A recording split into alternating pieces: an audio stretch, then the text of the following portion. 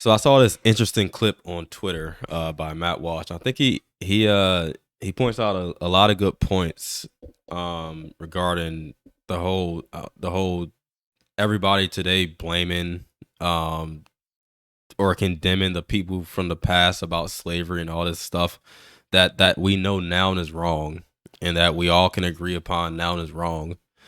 But he makes some good points about like people today don't really have any like like it's not really you don't really have any like I guess you wasn't a part of that time, so who are you to condemn what was a norm in those times? I mean, we can say it was wrong, but we can't hold people accountable per se for stuff that was a norm in those times. So I just want to get into this video. It's about 4 minutes long, so let's watch this and maybe we'll talk about it along the way.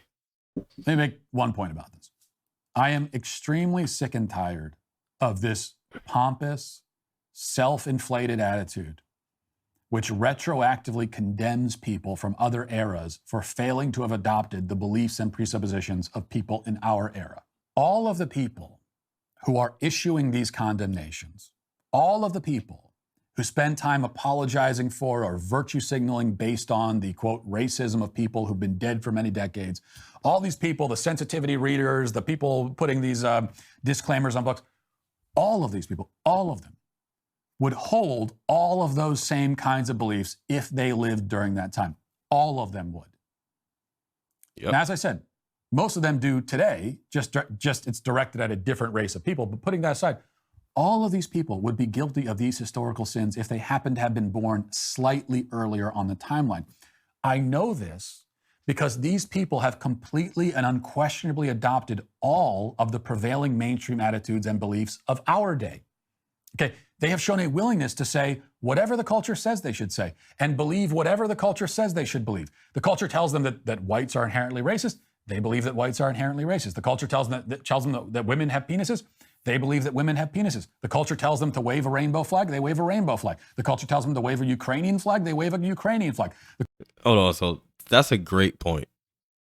I mean, you had like you were talking about a group of people that really don't think for themselves or don't have any free thoughts or any like they literally follow whatever the mainstream media, whatever the culture tells them to do. I mean, if you can if you can get someone to go along with and believe that women have penises and that men can give birth and that Dylan Mulvaney is an actual woman and that there's no difference between a woman and a man, and like they're completely the same.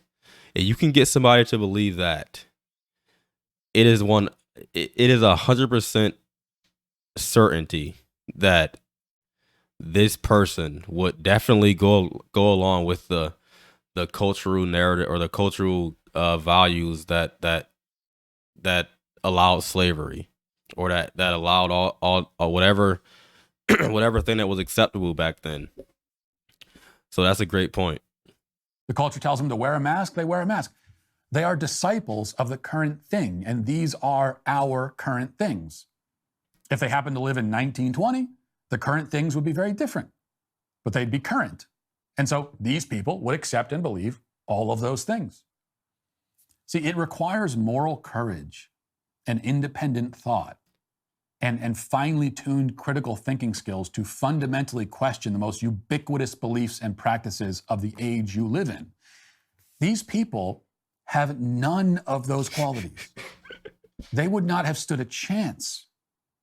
In fact, like we talked about yesterday, very few people prior to the 18th and 19th centuries wanted to see slavery totally abolished.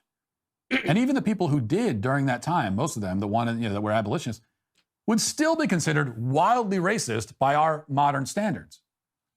You don't have to go back much farther than the 18th and 19th century to get to a point in the world where literally nobody was opposed to slavery or racism, where abolitionism and racial equality didn't exist.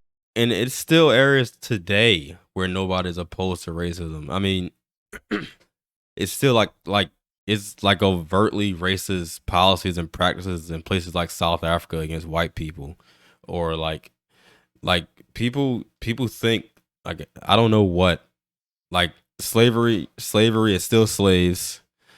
It's still in different parts of the world. It's still all this stuff going on, but these Americans sit in America and complain about stuff that happened hundreds of years ago and can still cry about it today as they're living in a slavery free country.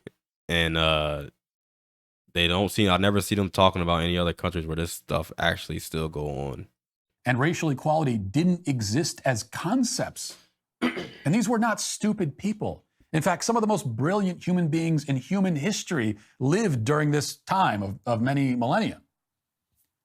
But they had no problem with racism. They had no problem with slavery. Why? Well, because abolitionism, racial equality, okay, these were movements, are movements, resting upon an ideological and intellectual and spiritual framework that had to be built slowly over the centuries. Someone living in the year 300 couldn't have opposed slavery, certainly couldn't have opposed it for the reasons that we do today at any rate, because they didn't have the language or foundation to formulate and express that. Exactly, like he just said that these are ideas that was built from like a moral framework. So why why do people in this country only talk about the bad that say the founders had, the racism and certain members of the founding fathers and stuff like that? Why do they only talk about the bad? Why don't they talk about the good, or like the good that was put in place to free the slaves in this country, or the good that's in the Constitution that really, I mean, I heard somewhere, I think I might have read it somewhere, that Frederick Douglass used the Constitution to like point out you saying it is freedom for everybody, but you're saying that as you got slaves. So they use the Constitution and the values that we have here in America and that's one of the things that led to the slaves being freed, from what I understand. So why not talk about the good and the fact that the values that we have in this country in Western culture led to freeing the slaves, or that the British would patrol the British Navy, I think it was, would patrol the seas to stop people from bringing slaves over. Why don't people never talk about that? They only talk about the bad because they hate. They just hate hateful people. They're low lives, hateful people. Foundation to formulate and express that opposition. Not because they were dumb, but just because it didn't exist. The point here is that we live at the end of that process, okay? The work has been done for us. We happen to be born into a culture where slavery is universally condemned and racism, again in theory, is abhorred. Okay, it's not by any virtue of ours that we were born during this time. We just were. So who the hell are we to condemn or lecture or censor or edit or add trigger warnings to people who didn't enjoy that same benefit? Who are you, the woke skull, to think that you have any moral high ground to stand on at all? You mindless zombies, you conformist drones, you hive mind insects. You have absolutely no capacity to think outside the contemporary box.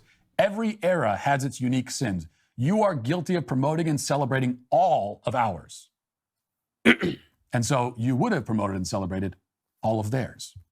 Exactly. And the way I kind of think about it is like to put it into like I guess a modern context. The way I think about it is say skip 100 years from now and say that say like zoos. Skip 100 years from now and say that zoos is completely outlawed and animals have, and I don't want me to compare people to animals, but this is just a hypothetical. Say you skip 100 years from now and animals, is illegal to have animals in zoos because it's a prison. I don't like zoos anyway, because I do think that animals should not be in prison for humans entertainment.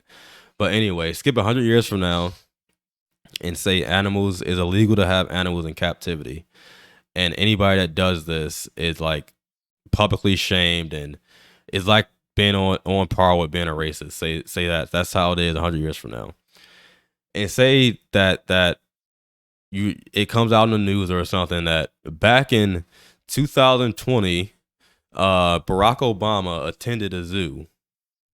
Now, this is like a hero to the left. So does that mean Barack Obama should be canceled? Does that mean that Barack Obama is now in a I don't know what the word would be for it, but just say the equivalent to a racist because back in 2020 or 2023 he attended a zoo. That's the kind of stuff these people do with racism and all this other stuff. Like they go back all these years ago and try to cancel people for stuff that was acceptable back in those times, or that was a norm back in those times. So yeah, that was a video. I saw this on Twitter and I figured I'd do a little video on it. So hope you enjoyed the video, and I'll see you in my next one.